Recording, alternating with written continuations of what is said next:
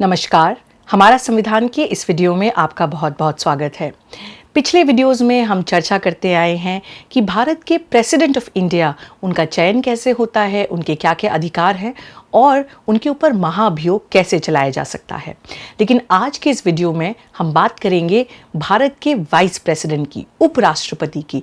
Vice president of India का चुनाव कैसा होता है, उन्हें कितने समय के लिए चयन किया जाता है और वाइस प्रेसिडेंट ऑफ इंडिया की क्या क्या अलग भूमिका होती है। तो शुरू करते हैं आर्टिकल 63 से, जो कि है पहला संवैधानिक प्रोविजन जो वाइस प्रेसिडेंट की बात करता है। Article 63 says there shall be a vice president of India, मतलब भारत में एक वाइस प्रेसिडेंट होंगे। और जो शब्द उपयोग किया गया है वो है शैल, मतलब हमेशा एक वाइस प्रेसिडेंट जरूरी है संविधान के अनुसार। आर्टिकल 64 इस बात को आगे बढ़ाता है और कहता है that the vice president to be the ex officio chairman of the council of states. देखिए, भारत के जो वाइस प्रेसिडेंट हैं उनके लिए संविधान के अनुसार कुछ अलग से भूमिका तय नहीं की गई है। उनकी जो मेन भूमिका है उसे समझने के लिए दो बातें समझनी होगी। पहला, वाइस प्रेसिडेंट का रोल तब महत्वपूर्ण होता है जब प्रेसिडेंट अपने ऑफिस में नहीं हो, तो वाइस प्रेसिडेंट जो हैं वो प्रेसिडेंट ऑफ इंडिया की ऑफिस की वैकेंसी को पूरा करते हैं। और दूसरा, ये जो उनका मेन रोल है वो आर्टिकल 64 में दिया गया है, जो कहता है कि जो वाइस प्रेसिडेंट ऑफ इंडिया हैं वो उनके वाइस प्रेसिडेंट होने की कैपेसिटी से ही जो काउंसिल ऑफ स्टेट्स है, मतलब जो राज्यसभा है, उसके चेयरमैन होंगे। तो आर्टिकल 64 क्या कहता है, आइए देखते हैं जल्दी से उसकी भाषा। The vice president shall be the ex officio chairman of the Council of States and shall not hold any other office of profit।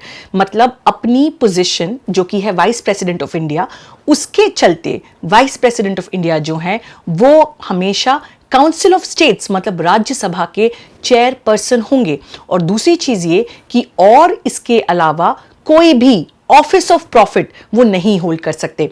Office of profit क्या है इसको मैंने पिछले वाले वीडियो में समझाया, पर ऑफिस ऑफ प्रॉफिट का मतलब ये कि कोई ऐसा ऑफिस जहां पे किसी भी प्रकार का पेक्यूनरी, पैसे से संबंधित कोई बेनिफिट यदि अटैच हो तो उसे ऑफिस ऑफ प्रॉफिट कहा जाता है। तो यदि आप वाइस प्रेसिडेंट ऑफ इंडिया का जैसे ही चयन होता है, जो भी व्यक्ति वाइस प्रेसिडेंट ऑफ इंडिया होंगे वो राज्यसभा के हमेशा चेयरपर्सन का काम या भूमिका अदा करेंगे। Provided that during any period when the vice president acts as president or discharges the function of the president under Article 65, he shall not perform the duties of the office of chairman of the Council of States and shall not be entitled to any salary or allowance payable to the chairman of the Council of States under Article 97। इसका जो proviso है वो दो बातें महत्वपूर्ण कह रहा है कि उतने समय के लिए जब वाइस प्रेसिडेंट जो है वो प्रेसिडेंट ऑफ इंडिया की भूमिका अदा करेंगे, क्योंकि प्रेसिडेंट ऑफ इंडिया की मानिएगा मृत्यु हो गई है या वो बीमार हैं या वो ट्रैवल कर रहे हैं, और वो जब वैकेंसी अराइज होती है और वाइस प्रेसिडेंट ऑफ इंडिया जब प्रेसिडेंट ऑफ इंडिया की भूमिका अदा करते हैं, तो उतने समय के लिए चूंकि वो प्रेसिडेंट ऑफ इंडिया के शूज में स्टेप इन हो गए, तो उतने समय के लिए वो राज्यसभा के या काउंसिल ऑफ स्टेट्स के चेयरपर्सन की भूमिका अदा नहीं करेंगे, क्योंकि अब वो प्रेसिडेंट हो गए।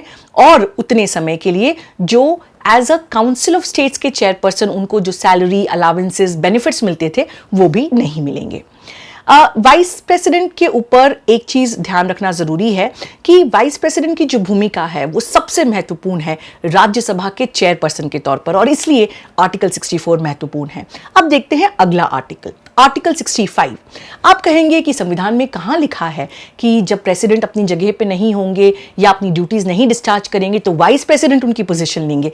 इस बात का जवाब देता है आर्टिकल 65, जो कहता है the vice president to act as president और to discharge his functions during casual vacancies in the office और during the absence of president. दो बातें, प्रेसिडेंट के ऑफिस में जो वैकेंसी है वो दो प्रकार की हो सकती है। एक तो जिसे हम कहें कैजुअल वैकेंसी, कि कुछ समय के लिए प्रेसिडेंट ऑफ इंडिया यदि बीमार हैं या ट्रैवल कर रहे हैं तो कैजुअल वैकेंसी, और एक एब्सेंस कि जब वो थोड़े से लॉन्ग टर्म के लिए यदि प्रेसिडेंट ऑफ इंडिया नहीं है तो ऐसे में भी वाइस प्रेसिडेंट ऑफ इंडिया जो है उनकी पोजीशन लेंगे। तो क्या कहता है आर्टिकल 65, आइए देखते हैं। In the event of the occurrence of any vacancy in the office of the president by the reason of his death, resignation or removal, or otherwise, the vice president shall act as president until the date on which a new president is elected in accordance with the provisions of this chapter to fill such vacancy to enter upon his office. मतलब क्या कह रहा है कि ऐसी किसी भी अवस्था में जब प्रेसिडेंट ऑफ इंडिया की डेथ हो जाती है या वो अपने ऑफिस से रिज़ाइन कर देते हैं या उन्हें ऑफिस से रिमूव कर दिया जाता है। प्रेसिडेंट ऑफ इंडिया को इम्पीचमेंट या महाअभियोग के तहत हमने पिछले वीडियो में देखा था कैसे रिमूव किया जा सकता है यदि वो किसी भी संविधान के प्रोविजन का, उसकी स्पिरिट का उल्लंघन करते हैं। तो इन किसी भी स्थिति में यदि प्रेसिडेंट ऑफ इंडिया की पोजीशन खाली होती है तो आर्टिकल 65 सब क्लॉज 1 कहता है कि वाइस प्रेसिडेंट जो है वो प्रेसिडेंट ऑफ इंडिया की ड्यूटी डिस्चार्ज करेंगे। और कब तक करेंगे? जब तक कि नए प्रेसिडेंट का चुनाव नहीं हो जाए। Sub clause 2, when the president is unable to discharge his functions owing to absence, illness or any other cause, the vice president shall discharge his functions until the date on which the president resumes his duty. मतलब यदि जो vacancy है वो temporary है, वो किसी बीमारी के कारण है या वो इंडिया में नहीं है, एब्सेंट है किसी और कारण से, तो ऐसे में vice president of India president of India के फंक्शंस डिस्चार्ज करेंगे। कब तक? जब तक कि प्रेसिडेंट ऑफ इंडिया जो है वो अपनी ड्यूटीज वापस से रिज्यूम ना कर लें। The Vice President, subclause 3 says, shall during and in respect of the period while he is so acting as or discharging the functions of President shall have all the powers and immunities of the President। मतलब Vice President जो हैं जब President की भूमिका अदा कर रहे हैं तो प्रेसिडेंट को जो जो भी बेनिफिट्स मिलते हैं, जो जो भी इम्यूनिटी मिलती है। क्या इम्यूनिटी मिलती है? पिछले वीडियो में मैंने आपको बताया था कि जो प्रेसिडेंट ऑफ इंडिया है या जो गवर्नर्स हैं उनके खिलाफ में किसी भी प्रकार का क्रिमिनल केस नहीं चलाया जा सकता या किसी भी प्रकार से सिविल केस चलाने के लिए कम से कम उन्हें 2 महीने का नोटिस देना पड़ता है, या वो जो भी काम करते हैं in his capacity as a president of India उसको लेकर किसी भी कोर्ट में उनकी जवाबदेही नहीं रहेगी। तो ये सारे जो benefits, immunities, protection president of India के ऑफिस से आते हैं वो सारे वाइस प्रेसिडेंट को मिलेंगे जब वाइस प्रेसिडेंट प्रेसिडेंट के फंक्शंस डिस्चार्ज करेंगे। और आगे क्या कहता है? And be entitled to such emoluments, allowances and privileges as may be determined by parliament by law and until provision in that behalf is so made, such emoluments, allowances and privileges as are specified in the second schedule। तो उनको immunities तो मिलेंगी और क्या क्या salary allowances president को जो मिलते हैं, यदि वाइस प्रेसिडेंट वो फंक्शन डिस्चार्ज करते हैं तो वो क्या होंगे, इसके लिए संसद कानून बना सकता है। और जब तक संसद कानून नहीं बनाता, संविधान के सेकेंड शेड्यूल में जो जो प्रोविजंस दिए गए हैं सैलरी एमोल्यूमेंट्स को लेकर वो जो हैं लागू होंगे।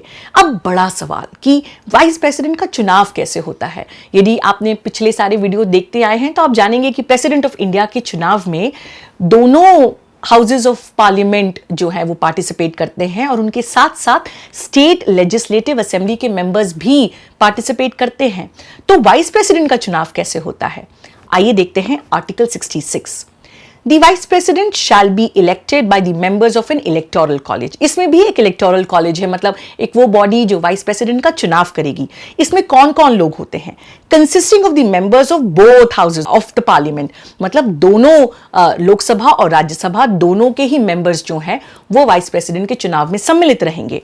In accordance with the system of proportional representation by means of single transferable vote and the voting at such election shall be by secret ballot। तो इसमें नोटिस करने वाली एक या 2 महत्वपूर्ण बातें।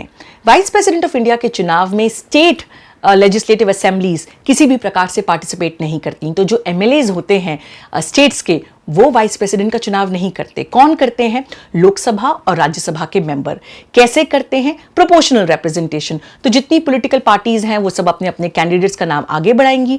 दोनों लोकसभा और राज्यसभा जॉइंट सिटिंग में उनके ऊपर वोट करेंगे और सीक्रेट बैलेट से होगा, मतलब हर इंसान जो है वो अपना वोट डालेगा, बाकी लोगों को वो वोट दिखाई नहीं देगा। और सिंगल ट्रांसफरेबल वोट होगा, मतलब सारे कैंडिडेट्स में से जिस कैंडिडेट को सबसे ज्यादा 50% से अधिक वोट मिलेंगे वो वाइस प्रेसिडेंट बन जाएंगे। यदि 3-4 अलग अलग कैंडिडेट्स हैं, मानिएगा किसी को 30% वोट मिलते हैं, किसी को 40, किसी एक को भी 50% से अधिक वोट नहीं मिलते, तो जिस कैंडिडेट को सबसे कम वोट मिले हैं उनका नाम हटा दिया जाएगा और जितने लोगों ने उन कैंडिडेट के लिए सेकंड कैंडिडेट्स के अपने नाम दिए हैं, वो सारे सेकंड कैंडिडेट्स में वोट ऐड हो जाएंगे और जिस भी कैंडिडेट को 50% से ज्यादा वोट मिलेंगे वो चयन होंगे भारत के वाइस प्रेसिडेंट। अब इस समय पर आप मुझसे एक सवाल कर सकते हैं कि संविधान बनाने वालों ने ऐसे क्यों किया, क्यों उन्होंने प्रेसिडेंट के चुनाव में स्टेट का रोल रखा लेकिन वाइस प्रेसिडेंट ऑफ इंडिया में स्टेट्स को कोई रोल नहीं दिया। उसके दो कारण हैं। पहला तो ये कि वाइस प्रेसिडेंट ऑफ इंडिया की जो भूमिका है वो, जैसे हमने देखा इसके पहले वाले आर्टिकल में, राज्यसभा का चेयरपर्सन तक ही लिमिटेड है या फिर प्रेसिडेंट की जगह पर वैकेंसी भरने के लिए। इसमें कहीं भी स्टेट का रोल नहीं आता। इसलिए कॉन्स्टिट्यूशन मेकर्स को लगा कि वाइस प्रेसिडेंट का जो जिसे कहा जाए एक लिमिट है, दायरा है काम करने का,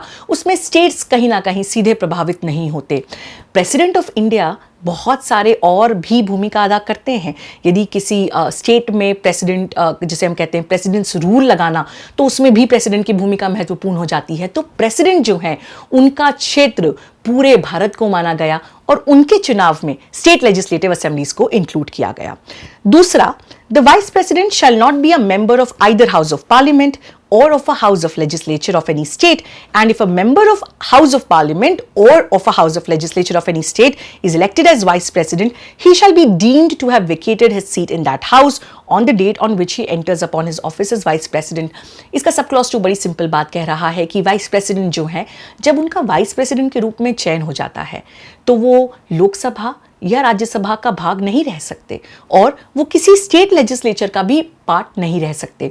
तो मानिएगा कि किसी एमएलए को सीधे वाइस प्रेसिडेंट बना दिया जाता है तो उन्हें अपनी एमएलए की सीट छोड़नी पड़ेगी। या मानिएगा कि किसी मेंबर ऑफ पार्लियामेंट को यदि वाइस प्रेसिडेंट बना दिया जाता है तो जिस दिन से उनका वाइस प्रेसिडेंट के रूप में चुनाव होगा उस दिन से उन्हें अपनी लोकसभा, राज्यसभा की सीट छोड़नी पड़ेगी।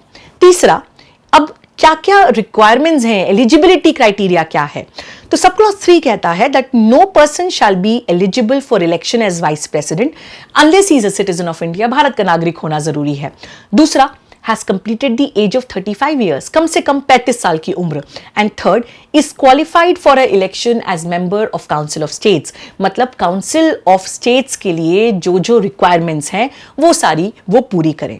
A person shall not be eligible for election as vice president if he holds any office of profit under the government of India, government of any state, or under any local or other authority to the control of any of the said governments। जैसे कि हमने president के चुनाव में देखा, वो बात यहाँ पे भी लागू होती है कि जो वाइस प्रेसिडेंट हैं वो किसी भी प्रकार का ऑफिस ऑफ प्रॉफिट, चाहे वो गवर्नमेंट ऑफ इंडिया के अंदर में हो, चाहे वो स्टेट गवर्नमेंट्स में हो या चाहे वो लोकल गवर्नमेंट में हो, क्योंकि ये एक संवैधानिक पोस्ट है, इसके साथ साथ आप किसी भी प्रकार का कोई ऑफिस ऑफ प्रॉफिट नहीं होल्ड कर सकते।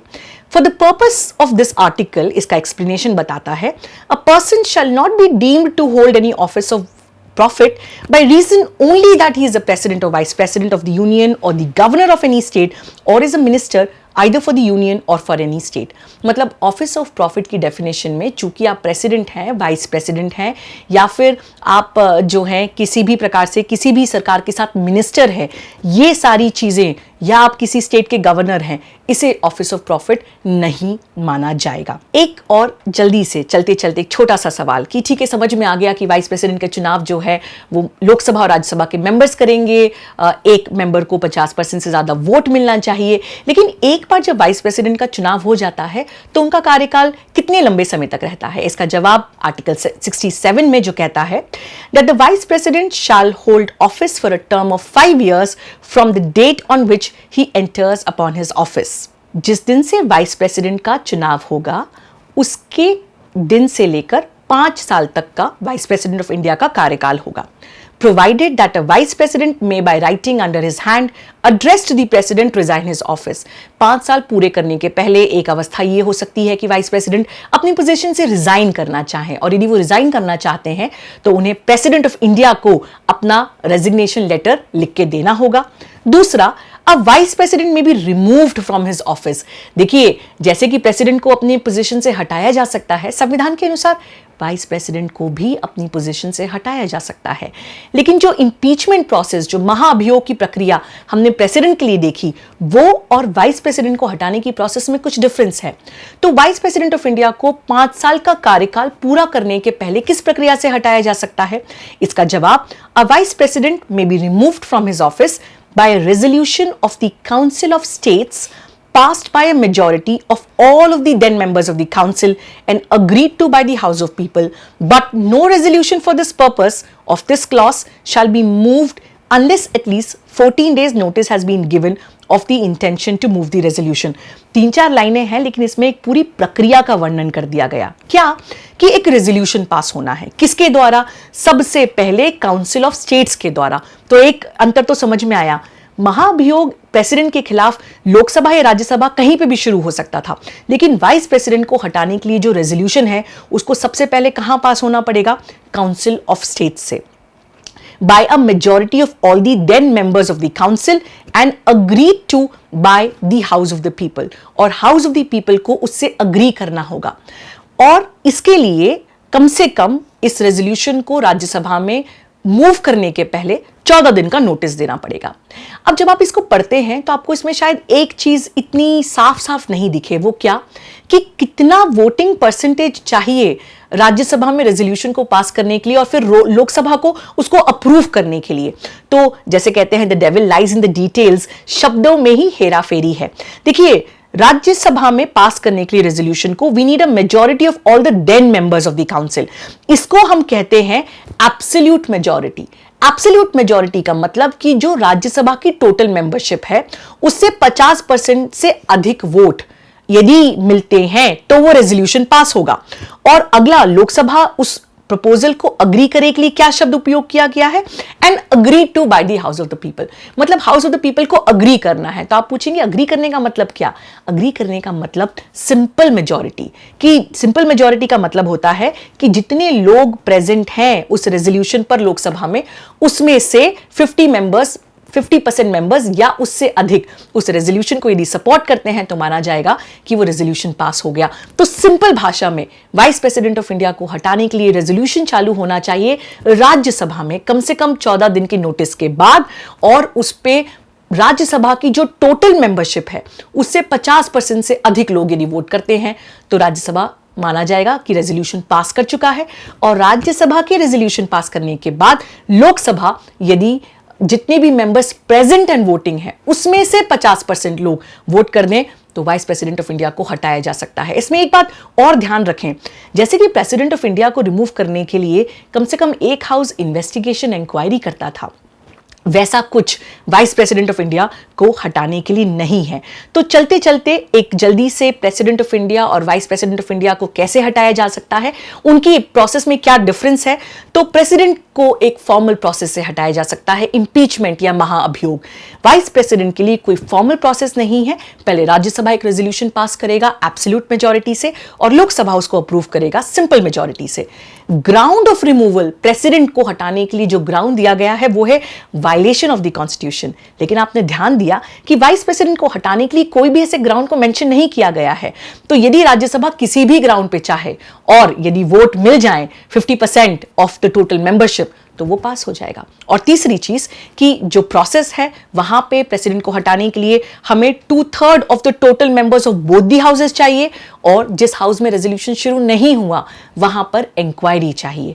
यहां पर absolute majority by Rajya Sabha and simple majority by Lok Sabha, काफी सिंपल प्रोसेस। तो वाइस प्रेसिडेंट ऑफ इंडिया पर आपको ये वीडियो कैसा लगा? क्या मेरी बात आप तक पहुंच पाई? मुझे कमेंट बॉक्स में जरूर बताइए। देखने के लिए बहुत बहुत धन्यवाद। मैं अधिवक्ता अवनी बंसल। द वायर के और वीडियोस देखने के लिए सब्सक्राइब करें और बेल आइकन पर क्लिक करें। स्वतंत्र पत्रकारिता की आर्थिक मदद करने के लिए डिस्क्रिप्शन में दिए गए लिंक पर जाएं और अपनी राशि चुनें।